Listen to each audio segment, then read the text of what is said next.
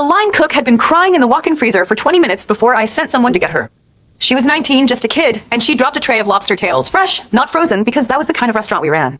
$300 worth of product, gone because her hands were shaking from the 12-hour shift and the $7 an hour pay and the fact that she hadn't eaten since breakfast. I didn't fire her. I told her to take a break, drink some water, and come back when she was ready.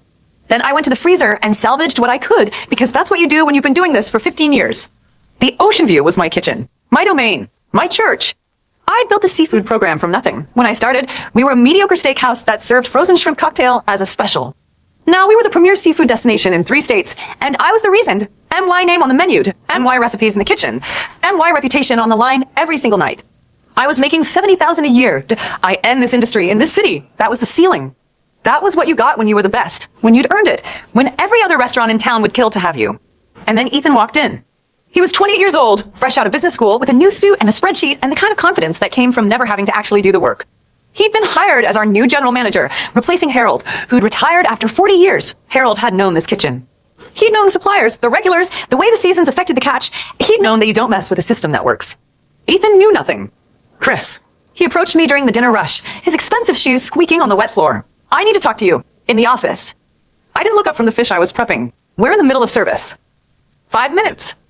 Ethan, I have 30 tickets hanging. You want to talk to me? You wait until the rush is over. He stood there for a moment, clearly not used to being told no. But he waited. He waited because he didn't have a choice. He didn't know how to do anything else. The rush finally ended at 9, and I cleaned my station, rewrapped the proteins, and walked into the office with my apron still on. Ethan was sitting at the desk, his laptop open, his fingers steepled like he was about to deliver a performance. Close the door. I closed it. I've been analyzing the numbers, he said. The labor costs are too high, the food costs are too high, and your salary. He paused, letting the weight of it settle. Your salary is the highest in the building. I'm aware. You're aware. He smiled. IT was the smile of someone who thought they had the upper hand. Chris, I've been doing some research. The average head chef salary in this market is about $45,000. You're making $70. That's a $25,000 discrepancy. I waited.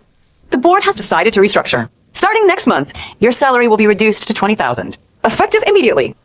I felt the blood rush to my head. 15 years, 15 years. I'd given this place 15 years of missed birthdays and forgotten holidays and a marriage that had ended because I was never home. 15 years of building something from nothing. And this child was telling me I was worth $20,000. Let me make sure I understand this, I said. You want to cut my salary by $50,000. I want to align your compensation with market value. Market value? I laughed. IT was not a happy sound. You know why I make $70,000? Because I'm the only person in this building who can do what I do. Because without me, this restaurant doesn't survive. You know that. Everyone knows that. Ethan leaned back in his chair. I think you overestimate your importance, Chris. We're in the hospitality business. No one is irreplaceable. I looked at him for a long moment. I thought about the kitchen I'd built, the recipes I'd perfected, the reputation I'd earned. I thought about the kid in the walk-in freezer, the one I told to take a break instead of firing her. And then I made a decision. I pulled my apron over my head and folded it neatly on the desk.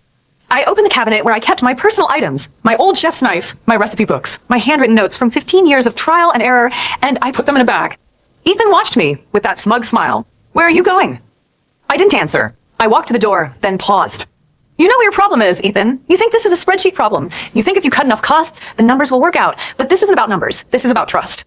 This is about the people who showed up every single day to build something you don't understand. I pulled the keys from my pocket. The keys to the kitchen. The keys to the liquor room. The keys to the walk-ins. I threw them on the floor at his feet. I'm done. The walk to my car was the longest I'd taken in 15 years. I was 43 years old. I had no job, no savings to speak of, and a car that was barely running. My marriage was over. My body was broken from years of standing over hot stoves. And I felt lighter than I'd felt in decades. I drove home, opened a beer, and sat on my couch in the dark. My phone buzzed almost immediately. From Tom, the sous chef. Chris, what happened? From Diana, the pastry chef. I heard about Ethan. Please call me. From my mother, I saw the post. Are you okay? I didn't answer any of them that I sat there, drinking my beer, and I thought about what I'd just done, that IT was stupid. IT was reckless. IT was the kind of thing a young man does when he has nothing to lose. But I was 43. I had everything to lose. And I just walked away from it anyway. The next morning, I got a call from my lawyer. Chris, I heard what happened. I'm sorry. Don't be. I'm not. That's not why I'm calling. His voice was careful. I've been doing some digging. I think you need to know what's going on at the restaurant. I listened as he explained. Ethan's restructuring wasn't just about my salary. IT was about everything. He'd already fired the head of procurement, replaced him with a cousin. He had canceled the premium seafood order and switched to a cheaper supplier. He'd reduced the cleaning budget to optimize costs. He was destroying everything we'd built, and he thought he was being smart. He's going to run it into the ground, my lawyer said. It's not going to take long. A few months, maybe. I thought about the line cook, the pastry chef, the waiters and bussers and dishwashers who depended on this restaurant for their livelihoods. And I thought about the fact that none of that was my problem anymore. Let it burn, I said. The first week was strange. I woke up at 4 a.m, the way I had for 15 years, and I didn't know what to do with myself. I made coffee, sat on my balcony, and watched the sun rise over the city. My phone kept buzzing. Other restaurants, other opportunities. People who'd heard about what happened and wanted to offer me a job. I ignored all of them. I told myself I was taking a break. I told myself I'd figure it out later. But the truth was simpler and darker. I needed to see what happened to the ocean view without me. So I started watching. I went to the restaurant on the third day. Not inside. I couldn't bring myself to go inside. I sat in a coffee shop across the street and watched the lunch rush. There used to be a line. People used to wait an hour for a table. Now the place was half empty. The valet was bored, leaning against the wall and scrolling through his phone. The next day, I did the same thing. The next week, I did it again. I watched the reviews change. The glowing 5-star praise became angry 1-star rants. People were complaining about the food, the service. The fact that Ethan had raised the prices while reducing the quality. Went downhill. One reviewer wrote, "Used to be the best seafood in town. Now it's barely edible." I felt a small, bitter satisfaction. It didn't last long. The restaurant was dying, and in a way, it was my restaurant dying. My legacy. But I'd left. I'd chosen to walk away, and that meant I didn't get to mourn it. On the 6th day, I got up early and drove to the restaurant. I don't know why. Maybe I wanted to see it one last time. Maybe I wanted to prove to myself that I'd made the right choice. The parking lot was empty. The doors were closed, and taped to the front of the building was a notice from the health department. Closed until further notice. I got out of the car and walked closer. The sign listed the violations. Improper food storage, contaminated surfaces, rodent infestation. Rodent infestation. In my kitchen. The kitchen I'd kept cleaner than my own home. Ethan had fired the cleaning crew and switched to a cheaper supplier. He'd saved money on paper towels and bleach and the things that actually kept a restaurant safe. And now the restaurant was closed and he'd never work in this town again. I started laughing. I couldn't help it. It started as a chuckle and turned into full-throated, uncontrollable laughter. I laughed until my stomach hurt and tears ran down my face. Ethan had told me I was replaceable. He told me I was just a cost, just a number, just another employee who'd been overpaid for too long. And now his restaurant was closed because he'd been too stupid to understand the thing he was trying to run. I laughed until I couldn't breathe, and then I walked away. That night, I called my mother. "I know it's late," I said. "I just wanted to tell you I'm okay." "I know you are," she said. "I always knew you would be." "I'm not sure I'm going to work in restaurants again." "Then don't. You've got the skills. You've got the name. You can do anything you want." I thought about that for a long time. The name, the reputation, the 15 years of building something that people remembered. Maybe Ethan was right. Maybe I was replaceable, but I'd done something that couldn't be undone. I'd left a mark on the city, on this industry, on the people who'd worked for me and learned from me. And now I was going to do it again, on my own terms, with no one telling me I was just a cost. The phone buzzed again. Another message. Another opportunity. I looked at it. I didn't delete it, but I didn't answer it yet. For the first time in 15 years, I had time, and I was going to use it. The morning after the health department notice, my phone exploded. I had turned it off the night before, too exhausted from the emotional whiplash to deal with anyone, when I finally powered it back on at 8 a.m. I had 47 missed calls and over 100 text messages. Most of them were from former coworkers, industry contacts, and reporters who'd somehow gotten my number. I scrolled through the messages, deleting the ones from people I didn't know. From Diana, my pastry chef. "I'm so sorry. We had no idea. I wish you told us what Ethan was doing." From Tom, the Sue, "You were right. He destroyed everything. I quit yesterday." From my mother, "Chris, I'm not going to say I told you so, but maybe you should come home for a while." I didn't go home. I sat in my apartment drinking coffee, and I thought about the restaurant. My restaurant. The one I'd built with my own 2 hands. The one I'd left behind. I thought I would feel vindicated when it collapsed. And I did, for a moment. The laughing fit outside the closed doors had been cathartic. But now all I felt was a heavy, hollow ache. 15 years of work, gone in less than 2 weeks. The first offer came at 10 a.m. A high-end steakhouse across town called. The owner was a man I'd known for years, a gruff old-timer who'd spent his life in the industry. He didn't sugarcoat it. "Chris, I heard what happened. I know you don't need my pity, but I have an opening for a head chef. 75,000. Full benefits. You'd have total control over the menu." I thanked him and told him I'd think about it. I didn't tell him the truth, that I wasn't ready. That the thought of stepping into another kitchen, another dining room, another building that wasn't mine, made my chest tight. But I also didn't say no. The second offer came at noon. A seafood supplier, one of the best in the state, called to ask if I'd consider consulting for them. They'd seen the ocean view collapse, seen the reviews, and they wanted someone who actually understood quality to help them redesign their product line for high-end restaurants. "Chris, we know you're not just a cook. You're a brand. We want that brand attached to our product." Again, I told them I'd think about it. The third offer was different. It came at 3 p.m. from a number I didn't recognize. I almost didn't answer, but something made me pick up. Chris. The voice was familiar, but I couldn't place it. It's Victor, from the waterfront. Victor owned the restaurant that had been the Ocean View's biggest competitor for 15 years. We'd never been enemies exactly, but we'd never been friends either. We were in the same business, chasing the same customers, and there was always a respectful distance between us. I'm not interested in another job, I said. I know. Victor's voice was careful. That's not why I'm calling. I'm calling because I think you deserve to know the truth. The truth about what? About Ethan. About why he was hired in the first place. I met Victor at a coffee shop 2 hours later. He was older than me, maybe 60, with a thick gray beard and eyes that had seen too much in this business. He ordered a black coffee and didn't touch it. I've been doing this for 40 years, he said. I've seen a lot of restaurants come and go, and I've seen what happens when people like Ethan get power. Victor, I don't need a lecture. Then listen to what I'm about to tell you. He leaned forward. Ethan wasn't hired by the board. He was hired by the new investment group that bought the building. They're a development company. They've been buying up properties in this neighborhood for 3 years, planning a big luxury hotel and retail complex. I felt my stomach drop. The Ocean View was going to be demolished? Eventually, yes, but they couldn't just tear it down. It was too successful, too popular. So they had to find a way to make it fail, to push the owners into selling. But the owners didn't know. They thought they were getting a competent manager. They thought Ethan was going to turn things around. Instead, he did exactly what he was hired to do. He paused, letting the weight of it sink in. He destroyed the Ocean View, Chris. On purpose. He was never trying to run a restaurant. He was trying to kill one. I sat there, staring at the steam rising from Victor's untouched coffee. It made a terrible kind of sense. The sudden cost-cutting, the firing of experienced staff, the switch to cheaper, lower-quality suppliers. Ethan hadn't been incompetent. He'd been executing a plan. You knew this, I said slowly. You knew all along.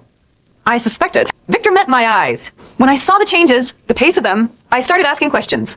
I have contacts in the development world. And eventually, I found out the truth. Why are you telling me this? Because you deserve to know why your restaurant was destroyed. And because I have an offer for you. I waited. The waterfront is in trouble. MY investors want to sell the same way the Ocean View's investors were pushed.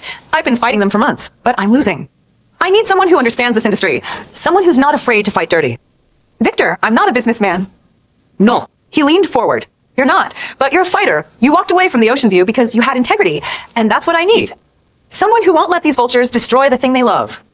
He slid a folder across the table. I opened it. Inside was a partnership agreement. 15% ownership, he said. Full creative control of the kitchen. Got a salary that matches what you were making before, plus a cut of the profits. And the freedom to do whatever it takes to keep the waterfront alive. I looked at the numbers, the terms, the commitment. Victor, you barely know me. I know your food. I know your reputation. I know the way your former staff talk about you. And right now, that's enough. I didn't say yes. I told him I needed time to think. He gave me a week and said the offer would stand. I drove home in a daze, my head spinning. Everything I thought I knew about the past 2 weeks was wrong. Ethan hadn't been a fool, he'd been a weapon. And the Ocean View hadn't been a restaurant dying of incompetence. IT had been a building being prepared for demolition. The betrayal was worse than I'd imagined, but so was the opportunity. The next day, I got a call from someone I hadn't expected. Ethan. I almost didn't pick up, but something made me answer. Maybe I wanted to hear him squirm. Maybe I wanted to know if he'd finally realized what he'd done. Chris. His voice was flat, defeated. I know you don't want to talk to me, but I need to tell you something. Say it. I didn't know. He paused. I know that sounds like a lie, but I didn't. I was hired to cut costs, to make the restaurant more efficient. I had no idea the plan was to destroy it. Ethan, I don't believe you. I know that I wouldn't believe me either, but I've been going through the paperwork, the contracts, the emails, and I found something. The investment group, the one that bought the building, they're being investigated for fraud by the feds. I felt the floor shift beneath me. Fraud. They've been doing this for years. Buying up properties, running them into the ground, then selling them for development. They've made millions, and they're about to lose everything. Ethan. I'm testifying that I've already talked to the FBI. They're going to bring the whole thing down. And I wanted you to know, because you were the only one who saw it. You were the only one who stood up to them. I hung up and sat in silence for a long time. The story was stranger than I'd imagined. More complicated. More evil. But the core was the same. I'd built something, they'd tried to destroy it. And even though I'd left, even though I'd walked away, I was still standing. The empire they tried to build on the ruins of my restaurant was already crumbling. The irony wasn't lost on me. The next week, I called Victor. Victor, I'll do it. I'll join the waterfront. But I want full control. And I want to guarantee that we're not going to be bought out by developers. Done. We start next week. I showed up at the waterfront on Monday morning. The kitchen was smaller than the Ocean View's, but the bones were good. The staff were wary, suspicious of a stranger coming in to run their kitchen. I understood. I'd been in their shoes. I gathered them in the dining room. all 30 of them, and I said what I needed to say. I'm not here to replace anyone. I'm here to help you build something better. The ocean view is gone, but the waterfront is still here, and we're going to make it the best restaurant in this city. They didn't applaud, but they didn't leave either. In the following months, we rebuilt. I brought in my old team, Diana, Tom, the line cook from the freezer. I rewrote the menu, sourcing from the same suppliers I'd used at the Ocean View. I insisted on quality, on consistency, on the standards that had made my old restaurant famous. Victor let me run things my way. He trusted me. And slowly, hesitantly, the waterfront started to change. The reviews got better. The crowds got bigger. The reservations started filling up. It wasn't the Ocean View, but it was starting to feel like home. A year later, I got a call from the FBI. They wanted me to testify. The development group was going to trial, and they wanted a witness who'd seen the damage firsthand. Someone who could explain what had been stolen. I said yes. Not for revenge. Not for justice. Because it was the right thing to do. I sat in the witness box and told them everything. The timeline, the cuts, the switch to lower quality ingredients. The health violations that had happened on Ethan's watch. The ones that had led to the closure. And when it was over, the lead prosecutor shook my hand and thanked me. He said I'd made a difference. The verdict came down 3 weeks later. The development group was convicted of fraud. They were ordered to pay restitution to the restaurant owners they'd harmed. And the building that had once housed the Ocean View was sold at auction. I didn't buy it. I didn't want it. But I drove past it one last time before the new owners started their demolition. It was just a building now. Empty. Hollow. Waiting for something new. I thought about the years I'd spent there. The blood and sweat I'd poured into that kitchen. The marriage I'd lost because I'd never been home. The line cook in the freezer. The old timer who taught me everything. And I felt something I hadn't expected. Peace. I turned the car around and drove back to the waterfront. Back to the kitchen I was building now. Back to the future I'd chosen. The Ocean View was gone, but I was still here, and that was enough. 2 years. That's how long it took to turn the waterfront into the best restaurant in the city. 2 years of 12-hour days, 6-day weeks, and the kind of obsessive attention to detail that had made me the chef I was. 2 years of rebuilding not just a kitchen, but a reputation. And now we had a Michelin star. I still remember the night the guide came out. Victor called me at 6 in the morning, his voice shaking. Chris, we did it. They gave us a star. I didn't say anything. I just sat on my couch and felt the weight of it settle over me. 15 years at the Ocean View, and we'd never gotten the recognition we deserved. 2 years at the waterfront, and we'd already surpassed everything I'd ever accomplished. The team celebrated that night. Champagne in the dining room after service. Diana was crying. Tom was laughing. The line cook from the freezer, her name was Maria, and she'd become one of my best sous chefs, was hugging everyone in sight. I stood in the corner, watching them, and I felt something I hadn't felt in a long time. Pride. But pride has a way of attracting attention. The first sign came 3 weeks after the star was announced. A development firm reached out to Victor with an offer. They wanted to buy the building, convert it into luxury condos. They were offering 3 times what it was worth. Victor called me into his office. What do you think? I think it's too good to be true. Exactly my thought. He closed the file. I looked into them. They're connected to the same group that destroyed the Ocean View. I felt the familiar cold settle into my chest. They're trying again. Looks like it. Victor leaned back. I already told them no, but they're not going to give up easily. They're going to pressure me. They're going to pressure the investors. And they're going to come for you. Let them. The first attack came a week later.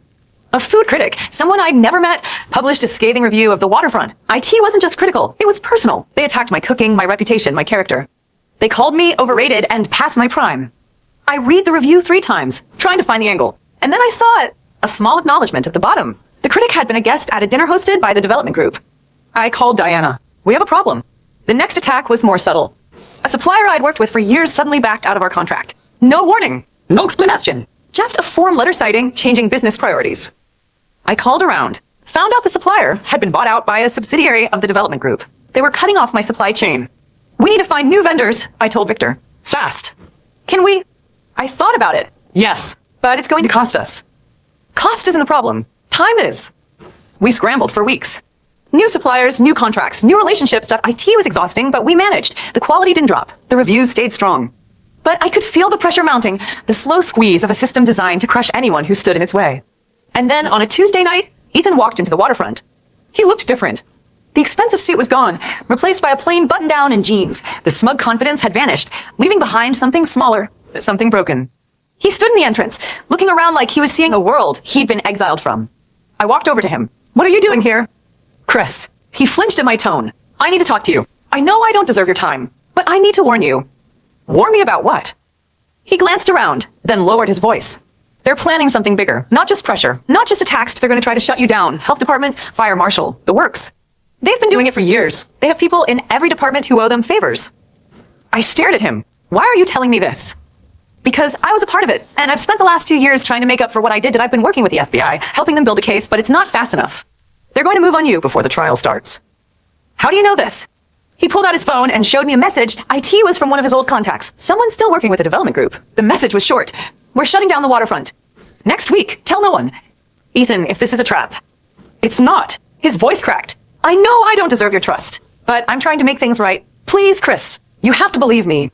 I didn't know if I believed him, but I didn't have the luxury of waiting to find out. I called Victor, told him what I'd learned. He called his lawyer, who called the mayor's office. By the end of the week, we had a plan. We were going to beat them at their own game. The first step was simple. Transparency. We invited the health department to do an unannounced inspection. We opened our doors to the fire marshal. We showed them everything, invited them to look at anything, made it clear we had nothing to hide. The second step was harder. We went public. Victor held a press conference. He told the story of the Ocean View, of the development group's plan, of the attacks they'd launched against us. He named names. He showed evidence. He dared them to try again. The response was immediate. Other restaurant owners came forward with their own stories. The media picked it up. Suddenly, the development group was on the defensive, not us. But the threat wasn't over. A week later, I got a call from my mother. Chris, there's someone at the door. She says she's from the development group. She wants to talk to you. Don't let her in. I'll be there in 20 minutes. I drove across town, my hands shaking with rage. When I got to my mother's house, the woman was still standing on the porch. She was young, well-dressed, holding a folder.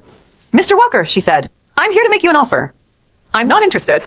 At least hear me out. She smiled. We know you're the one behind the press conference. We know you've been working with the FBI, and we know you're going to be a problem for us. So you're here to threaten me? I'm here to offer you a way out. She handed me the folder. We can make you rich, very rich. All you have to do is walk away. Sell your share of the waterfront, move to another city. Forget any of this ever happened. I looked at the folder. The numbers were staggering. They were offering me more money than I'd see in a lifetime. And I knew what it was, not a gift, not a peace offering. A bribe. An admission that they were scared. Here's my counteroffer. I tossed the folder back at her. The next time one of your people shows up at my mother's house, I'll press charges. And the next time you try to shut down my restaurant, I'll make sure the whole world knows about it. She stared at me, her smile gone. Mr. Walker, I think you're making a mistake. No, I said. I think you are. I walked into my mother's house and closed the door behind me. That night, I called Ethan. I don't trust you, but I need your help. Whatever you know about this group, whatever they've done, I need it. I'll send you everything I have, he said. It's not going to be pretty. Good. I don't need pretty. The next few weeks were a blur of evidence and strategy. Ethan's files were damning. A network of inspectors, suppliers, and judges who'd been bought and paid for. Emails, bank records, testimony from witnesses who'd been silenced for years. We turned it all over to the FBI. They were already building a case, but this was the final piece. The one that would bring them down for good. And then, the day before the trial, something unexpected happened. One of the developers reached out to Victor. Not with threats, with an offer. They were going to plead guilty. They wanted to make a deal. They'd admit to everything in exchange for reduced sentences. Victor called me. They're doing it because they know we've already won. Let them plead, I said. As long as they admit what they did. They will, but there's one condition. They won't meet you. In person. Absolutely not. Chris, I think you should hear what they have to say. I agreed to meet, but on my own terms. Neutral ground. A lawyer present. A record of everything that was said. I walked into the room and saw them. The men who tried to destroy me. They were smaller than I'd imagined. Older. Tired. They looked like men who'd spent years running and were finally out of places to hide. Mr. Walker. The leader stood, extending his hand. I ignored it. I want to apologize for everything we did. The ocean view. The waterfront. The attacks. I was wrong about you. You were wrong about a lot of things. He nodded. We're going to plead guilty. We're going to admit everything. But I want you to know, there was never anything personal. It was just business. I stared at him. You destroyed people's lives. You destroyed my restaurant. You destroyed the lives of people who worked for me. And you want me to believe it was just business? Mr. Walker, here's what I think. I stood. I think you're doing this because you have no other choice. I think you're scared. And I think that's the first honest thing you've felt in years. I walked out of the room and didn't look back. The trial was brief. The development group pleaded guilty to fraud and a dozen other charges. They were sentenced to prison. Their assets were seized. The people they'd hurt were compensated. It wasn't justice. It was something closer to closure. And it was enough. A year later, I bought the building that had once housed the Ocean View. I didn't reopen it as a restaurant. Instead, I turned it into a training center. A place where young cooks could learn the trade, where they could find mentors, where they could build careers without the exploitation I'd seen in so many kitchens. I called it the Walker Institute. The day it opened, I stood in the old dining room and looked around. The walls had been painted, the kitchen had been renovated, but I could still feel the ghosts of the past, the years I'd spent there, the people I'd lost, the things I'd built. Chris, Maria's voice pulled me back. We're ready for the ribbon cutting. I walked outside and I saw them, the staff, the students, my mother, Victor, Diana, Tom, Ethan, standing in the back, trying to disappear. They were all here, all of them together. I cut the ribbon. I said the words. I smiled for the cameras. And then, when it was over, I walked over to Ethan. You don't have to be here, I said. I know. He looked down at his feet. I wanted to see this. Why? He met my eyes. Because you proved me wrong. You proved everyone wrong. And I wanted to be part of it. I thought about everything he'd done, the destruction he'd caused, the lives he'd ruined. And then I thought about the man who'd come back to help us. The man who'd risked everything to make things right. Stay, I said, but you're washing dishes. He laughed, and for the first time, it didn't sound bitter. The Walker Institute became my legacy. Not the food I'd cooked, not the restaurants I'd built, the people I'd trained, the lives I'd changed, the industry I'd helped reform. I'd spent 20 years fighting for recognition. And in the end, I found it in the most unexpected place, in the quiet work of helping others succeed. The ocean view was gone. The waterfront was thriving. And I had built something that would outlast both of them. I looked out at the new students, their faces bright with hope, and I felt something I'd never felt before. Joy. 5 years after the Walker Institute opened its doors, I finally stopped working 12-hour days. It wasn't a decision I made consciously. That IT was more like my body simply refused to keep going. The arthritis in my hands, the constant ache in my back, the way my knees protested every time I stood up from a chair. These were the accumulated wages of 30 years in a kitchen. I'd spent my entire adult life standing over stoves, and my body was finally telling me it was time to rest. But rest didn't mean retirement. Not really. Did I still came to the Institute most mornings? Did I still watch the students work? Still offered advice? Still tasted every sauce that came out of the kitchen? I just didn't do the heavy lifting anymore. That was Maria's job now. Maria had become the head instructor 3 years ago. She was 29, sharp as a knife, and she ran the kitchen with a kind of quiet authority that I'd spent decades learning. She was the best thing that had ever happened to the Institute, and I told her that every chance I got. You're just saying that because you're old, she'd say, grinning. I'm saying it because it's true. The Institute had grown beyond anything I'd imagined. We had 200 students now, spread across multiple programs, culinary arts, restaurant management, food safety, and sanitation. We'd even started a program for veterans transitioning to civilian life, a cause that was particularly close to my heart. I'd been asked to speak at the opening of the veterans program. I'd stood in front of a room full of men and women who'd served their country, and I told them the truth, that building something new after losing everything was the hardest thing I'd ever done. But it was also the most rewarding. If I can do it, I'd said, anyone can. And I don't say that to be humble. I say that because I was as broken as a person can be, and I still found a way to rebuild. They'd applauded, and I'd stood there, my hands shaking, and I'd felt something I hadn't expected. Purpose. My mother had passed away the year before the Institute opened. It had been sudden, a stroke in her sleep. I'd been at the waterfront when I got the call, and I'd walked out in the middle of service and driven straight to the hospital. She was gone by the time I got there, but I'd held her hand anyway, because that's what you do for the people who've always believed in you. She'd never doubted me. Not once. Not when I'd married young and divorced even younger. Not when I'd thrown away a 15-year career. Not when I'd started over with nothing. She'd known, somehow, that I'd find my way back, and I'd spent the last 5 years trying to prove her right. I still thought about her every day. I'd inherited her stubbornness, her refusal to back down, her belief that hard work could fix almost anything. And I'd inherited something else, too. The understanding that success wasn't about money or fame or recognition, that IT was about the people you helped along the way. Ethan had become a fixture at the Institute. He wasn't a chef. He'd never be a chef. But he'd found a role as the operations manager, handling the logistics and the paperwork that I hated. He was good at it. He'd always been good at the business side of things. He just hadn't known how to do it without destroying the people around him. He'd changed, though. The arrogance was gone. The smugness had faded. He was still quiet, still careful, still carrying the weight of what he'd done. But he was trying, and that counted for something. One night, after a long day, we were sitting in the empty dining room, sharing a bottle of wine. Neither of us spoke for a long time. And then Ethan said something I hadn't expected. Chris, I need to tell you something. I waited. I wasn't just hired by the development group, that I was recruited. Specifically, they chose me because I had a reputation for cutting costs, for being ruthless. They looked at every candidate, and they decided I was the best person to destroy the ocean view. I felt my jaw tighten. Why are you telling me this? Because I need you to know. He met my eyes. I wasn't just a tool, that I was the tool, and I made a choice. Every day, I made the choice to go along with what they wanted, and I could have said no. I could have walked away, but I didn't. Why didn't you? He was quiet for a moment, because I was afraid that of losing my job, that of losing my reputation, that of being the kind of person who couldn't handle the pressure. And I've spent the last 5 years trying to become someone else, someone I can live with. I looked at him, this man who'd been my enemy, who'd become my ally, who's now trying to be my friend, and I realized that forgiveness wasn't something you gave once and forgot about. It was something you gave over and over, every day, until it became a habit. I've forgiven you, I said, not because you deserve it, because I needed to, and because you've earned it. He nodded, his eyes wet. Thank you. Victor retired last year. He'd sold his share of the waterfront to a young chef named Amelia, who trained under me at the Institute. She was talented, ambitious, and she'd already started making the restaurant her own. Victor had left with the confidence that his legacy was in good hands. He'd call me the day he signed the papers. Chris, I know I never said this enough, but I'm proud of what we built. And I'm proud of you. You built it too, I said. No. His voice was firm. I kept the doors open. You gave them a reason to walk through them. I'd laughed, but I'd felt the weight of his words. Victor had taken a chance on me when I had nothing. He trusted me when everyone else was running away. And I repaid that trust by making the waterfront a success. We'd done it together, and that was the part I'd never forget. I still went to the waterfront sometimes. Not as the chef, not as the owner, but as a customer. I'd sit at the bar, order a drink, and watch the kitchen work.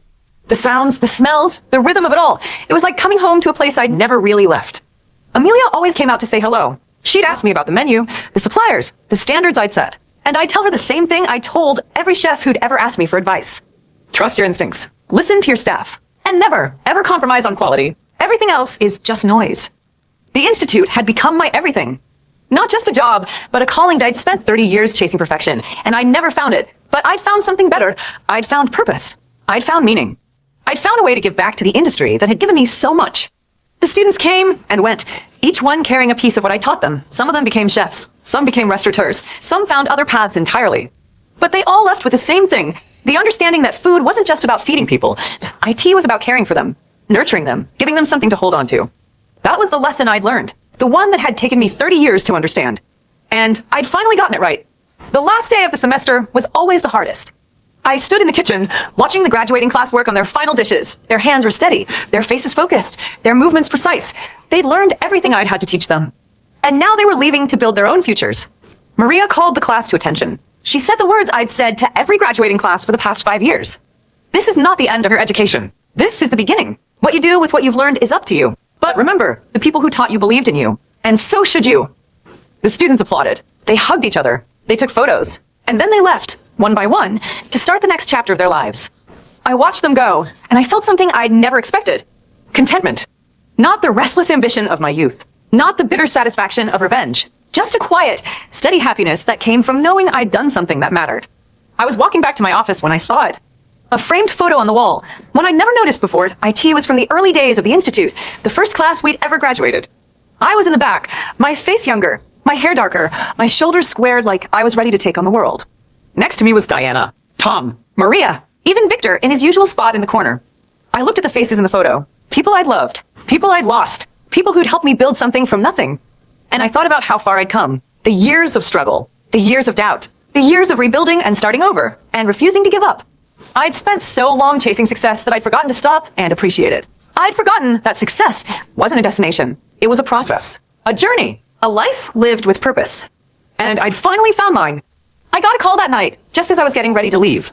It was Maria. Chris, you need to come back to the Institute. There's something you need to see. What is it? Just come. You'll understand when you get here. I drove back, my mind racing. When I walked into the kitchen, the lights were dimmed, and sitting in the center of the room, on the pass where I'd spent so many hours, was a single plate. It was the first dish I'd ever served at the waterfront, the one that had put us on the map, the one that had started everything. And beneath the plate was a card. To the man who taught us that food is more than food. Thank you for everything. It was signed by every student who'd ever graduated from the Institute. Hundreds of names stretching across both sides of the card. I stood there, the card in my hands, the plate in front of me, and I felt tears streaming down my face. Not tears of sadness, tears of joy. The kind that come when you realize you've left a mark on the world. Maria walked up beside me. We wanted you to know, she said, before you leave, before anyone else takes over, we wanted you to know that you made a difference. I looked at her, this young woman who'd started as a line cook in a freezing storage room and become one of the best chefs I'd ever known. And I felt something I'd never felt before. Pride. I stepped down as director of the Institute the following year. I didn't retire. I just stepped back. I'd done what I set out to do. I built something that would outlast me. And now it was time to let the next generation take over. Maria became the new director. She was perfect for the role, smart, dedicated, and fiercely committed to the mission. I knew the Institute was in good hands. I spent my last day walking through the building, saying goodbye to the staff, the students, the kitchen that had become my second home. And when I walked out the door for the final time, I didn't look back. I didn't need to. I knew I'd be back. Not as the director, not as the founder, but as a visitor. A guest. A man who'd done his part and was happy to let others do theirs. I moved to the coast a year later. A small house, overlooking the water. I'd always loved the ocean. It reminded me of the kitchens I'd built, the food I'd cooked, the life I'd lived. I didn't cook much anymore and my hands were too tired, too stiff, but I still ate well that I found small restaurants, family-run places where the food was honest and the people were kind. I'd sit at the counter and talk to the cooks and they'd ask me questions and I'd tell them stories. And I'd think about everything I'd built. The restaurants, the institute, the students who'd gone on to become chefs and restaurateurs and teachers of their own, the people I'd helped, the lives I'd touched. I thought about the ocean view, the place that had started all, the place that had been destroyed by greed and stupidity, the place that I'd rebuilt in my own way at the institute. And I thought about the man I'd been when I walked out of that kitchen, my apron in my hands, my head held high. He'd been broken, angry, and uncertain, but he'd also been brave. He believed in something, even when he had no reason to. That man had built everything I had now, and I was grateful to him. Grateful to the younger version of myself who'd refused to give up, who'd refused to compromise, who'd refused to be anything less than what he was capable of being. I think that's the lesson in the end. It's not about the money. It's not about the recognition. It's not about the fame or the glory or the vindication. It's about the work, the quiet, steady work of building something true. Something that matters, something that lasts. I'd spent 30 years chasing perfection, and I'd never found it, but I'd found something better. I'd found purpose.